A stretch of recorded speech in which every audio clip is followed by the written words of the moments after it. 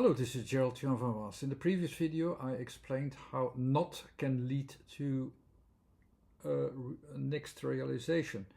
I have to make that a bit more relative. I mean, when you say, for instance, it's not there at that place, this doesn't lead you to knowledge to where it is. And if it is there or it is not there, because this is just yes and no. It has to be a little more subtle to make it into a conscious tuning in. When you say it's not there, it's not here, and you say, yeah, it's not, and you say it a little bit more subtle, you try to tune in there.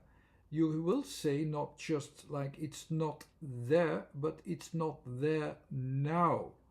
And that's the next step to realize that maybe it can be not just somewhere else, but also somewhere else in time or place.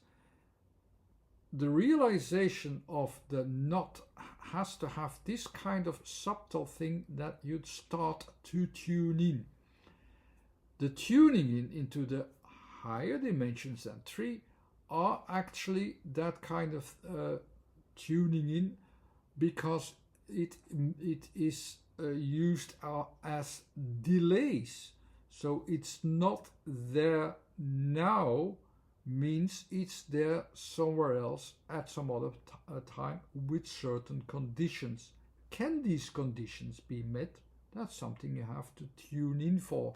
And once you do that, you enter actually this world of tuning into these reference frames that are there into these higher dimensions. I use one example for this idea, and I will explain the example of the word door, which I did before, but here I will do it a little bit better.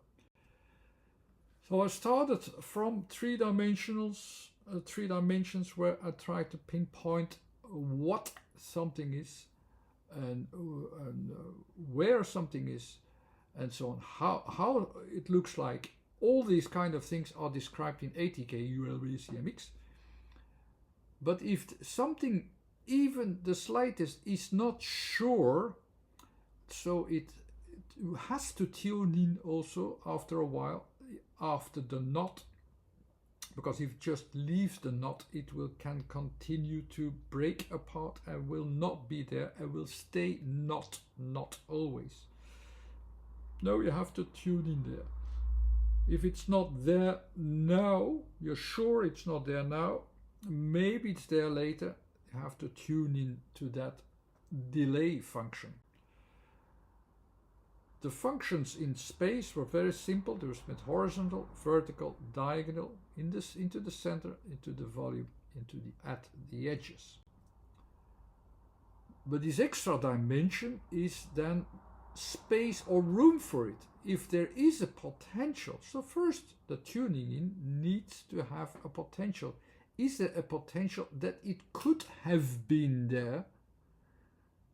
If you already have that, if there is a certain condition that it could have been there, but it's not there now, then it becomes a factor of delay with kind of orientations of conditions and so on, and you can go to investigate these conditions. And therefore there are some extra letters for it. And the most easy and the first tuning in into this fourth dimension, the fourth dimension is the letter D. It is actually on the horizontal plane. What is the horizontal plane? It's just the ongoing of things. It's there, that's on the horizontal plane. So it's not there now, you say. So it's not there at this place. So it could be at a different place, at a different time. It's a displacement. It's the most easy thing to follow. You displace something. It's not here now, or I place it to a certain point. That's I place it to somewhere else. And this is a working field that can be recognized something also in the physical plane, the fourth dimension, which means you have a delay function that is delayed in time. This potential is already there to grow, to display somewhere. You should be able to find that in the form also, that you can see, okay, here is something that can displace itself. And that's another chapter that I'm going into it in the future, so that you can recognize in forms, not as a magical touch, but that you can recognize in forms, okay, here this form shows that there is a delay function in it, that it will go to somewhere else at some point. In movement, in outer movement.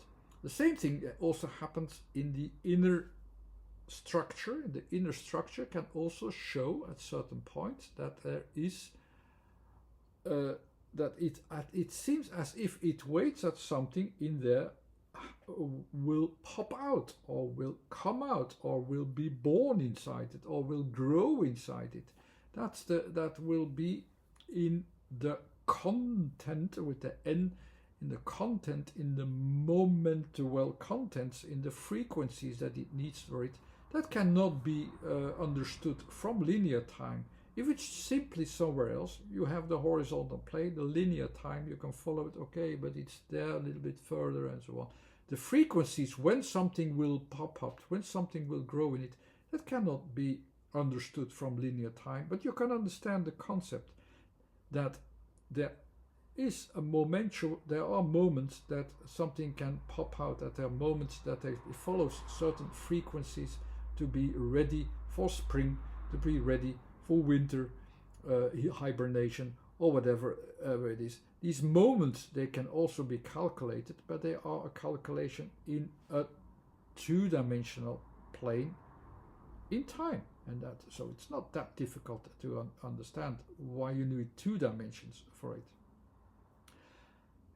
There's also an extra dimension that is in a diagonal plane, so there is the changes. What kind of changes will, or where are the points that something is really going to change? This is also related with a couple of letters, with the Y as the first one. And you can more or less describe them. So you have the horizontal plane on the three-dimensional plane, which has an extra delay. So some of it will be stretched, some of it will be stretched in time, and that will make also the form. It will make it. There will be a pressure that will be sensed, and this pressure will be released in time. That's the D.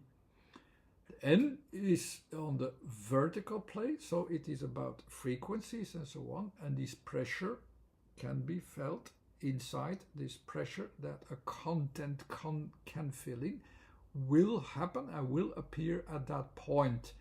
D is a point, N is a point, and Y is a point. The Y is at the outside, at the diagonal, connected in the fourth dimension at the outside.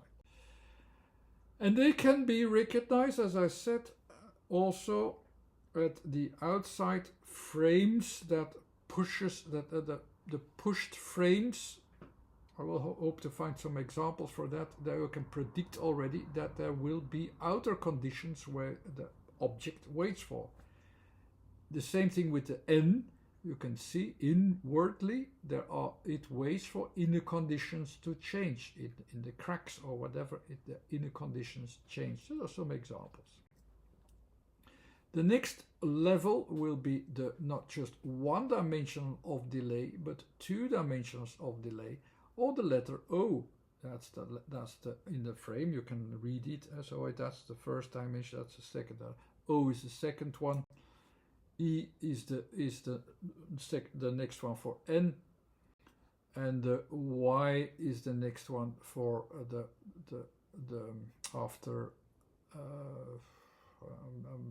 the English is the Y, the W after the Y. Is that correct? Yeah, they can be recognized there. So O is this environment that appears outside, that is available, where things will move towards to. So it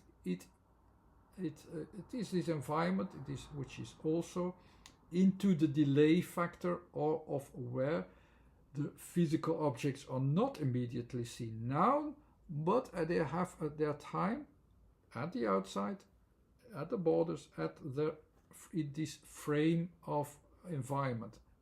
All these letters with O, all the words with O, with this letter O, can be described like that, and so on. I'll go quick to the W is, of course, these are the leftover vibrations of all the changes and so on. The changes are still continuing onwards on the outwardly, and the AR is mostly about frequencies and so on. I'm not going to be deeper into that. I just want to have a small example and very quick. I will go to the last series in the time frames. So here's the O, the A, and the W. Of course, they are also part of a three-dimensional frame in time, this time, of all the delays.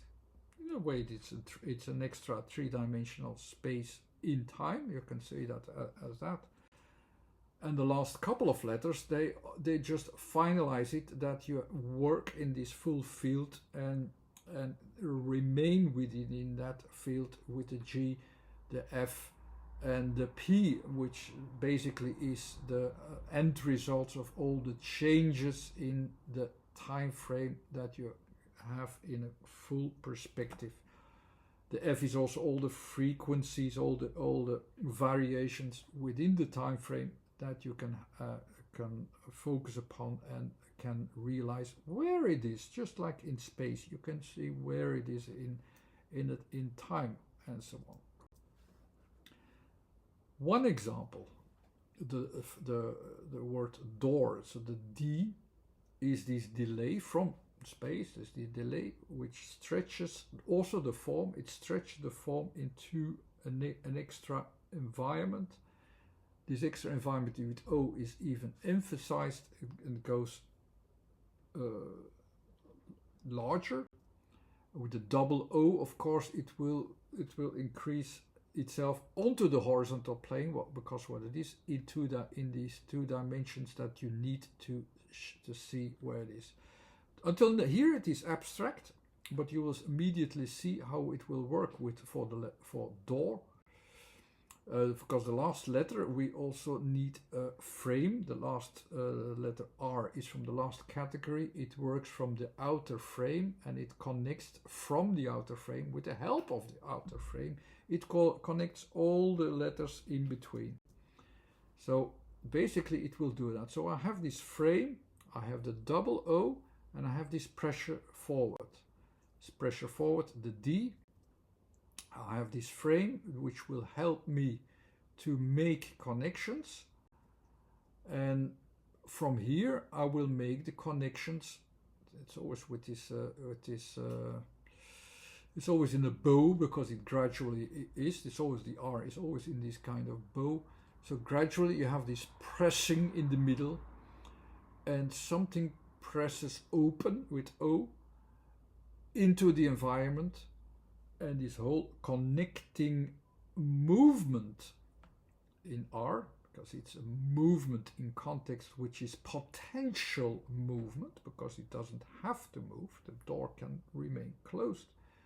Potential movement in time via this object that has been pressed is perfect actually as a word to express it. In this way, the only thing I do here is express the word, what is hidden behind it, as a combination of letters. And if you read it into the theory, what is the R? The R will connect and make the context between the connection points more clear by connecting them directly from this outside frame, and that's what it did.